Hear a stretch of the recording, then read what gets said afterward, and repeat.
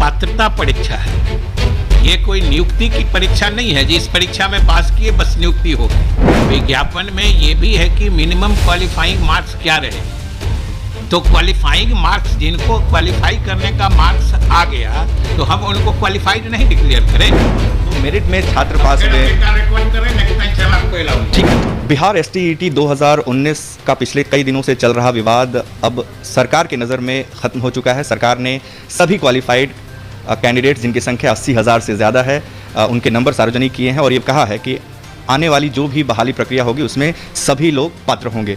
मंत्री जी, आपने 80,000 की लिस्ट जारी कर दी है और ये कहा है कि अब सब एग्ज़ाम में बैठ पाएंगे, लेकिन जो मेरिट में कैंडिडेट्स हैं वो कह रहे हैं कि ये तो विज्ञापन की शर्तों का खुला उल्लंघन है। जब सरकार ने खुद कहा था कि जितनी वैकेंसी है उतने ही लोग पास किए जाएंगे, तो फिर ऐसा क्यों किया गया? नहीं, एक चीज़ ये हमेशा समझ लीजिए कि ये पात्रता परीक्षा है, ये कोई नियुक्ति की परीक्षा नहीं है। जिस परीक्षा में पास किए बस नियुक्ति हो गई। ये आपको पात्रता देता है कि, और सबसे बड़ी बात है कि नियुक्ति की प्रक्रिया नियोजन इकाई वार होती है और हर नियोजन इकाई विज्ञापन निकालेगी 7वें चरण में, और उसमें जो सफल योग्य अभ्यर्थी हैं ये लोग उसमें आवेदन करेंगे। और जिस मेधा सूची या मेरिट लिस्ट की बात हो रही है कि वो मेरिट लिस्ट तो वहाँ बनेगा ना।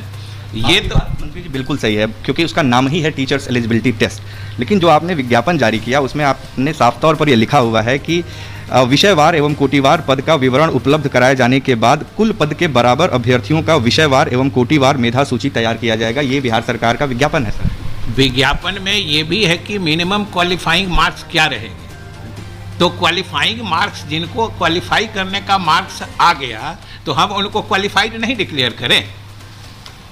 मेरिट लिस्ट तो अपनी जगह पर है, लेकिन हमने उसी विज्ञापन में ये भी कहा है कि जिनको इतना प्रतिशत, सामान्य के लिए 50 और रिजर्व के लिए 45% मार्क्स है, ये क्वालिफाइंग मार्क्स होगा।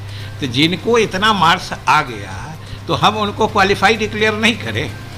जब सरकार के विज्ञापन में ही भी ये भी बात है तो वो क्वालिफाइड है, और जो क्वालिफाइड है, और आप अभी तो ये तो 19 की बात है, लेकिन पद की बराबरी तो ये तो 19 की बात है।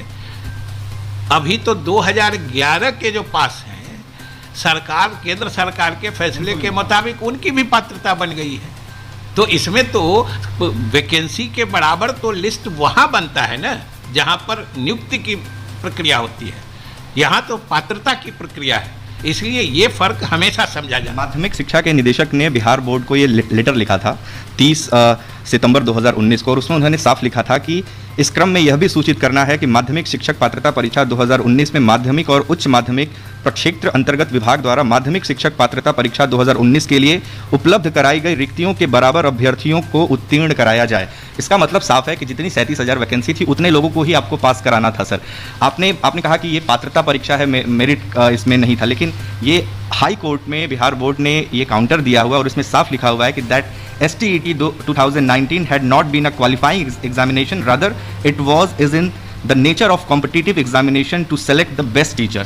सर ये सारी बातें तो आपने ही कही हुई हैं सर। आप ये बात दूसरी बार बोल रहे हैं और हम भी आपको वो चीज़ दूसरी बार बता रहे हैं कि ये तो मेरिट जो है, कोई भी बताइए कि कोई भी परीक्षा होती है उसमें जो अंक आते हैं तो उसके आधार पर मेरिट लिस्ट बनता है कि नहीं बनता है, उसके आधार पर मेरिट लिस्ट बनता है। लेकिन वो मेरिट लिस्ट किस चीज़ के लिए है? वो पात्रता का मेरिट लिस्ट है ना, नियुक्ति का मेरिट लिस्ट नहीं है। ये फ़र्क समझना चाहिए। और ये सही है कि उस समय जो कहा गया था, कभी कभी ये अनुमान होता है कि उतने लोग आते, अभी भी बहुत सारे आप देखे होइएगा जो डिटेल हम लोग कोटिवार दिए हैं उसमें से बहुत जगह सीट के मुताबिक लड़के क्वालिफाई ही नहीं कर पाए, ये भी उस डिटेल में है। तो इसलिए वो चीज़ें अपनी जगह पर हैं। इसलिए अब किसी को भी, आपको भी इस मामले को और अकारण उलझाने से अच्छा है कि सीधा लड़कों को सही चीज़ समझ के सही दिशा की तरफ वो चले और इंतज़ार करें। क्वालिफाइड लड़के हैं, मेरिट वाले लड़के हैं, हम सब लोग, वो बिहार के भविष्य हैं, शिक्षा विभाग के भविष्य हैं। हम उनसे यही कहेंगे कि छठे चरण की नियुक्ति समाप्त होने दें, 7वें चरण की नियुक्ति के लिए नियोजन इकाईवार जो हमारे जिला परिषद हैं, जो हमारे नगर निकाय हैं, वो विज्ञापन जारी करेंगे, वो उसमें आवेदन करें। उस हिसाब से अब ये बताइए कि कोई आदमी नियोजन में कहीं भी मेरिट लिस्ट में है, अगर नियोजन इकाई विज्ञापन निकालती है और वो कहीं अप्लाई नहीं करें तो उनकी नियुक्ति हो जाएगी।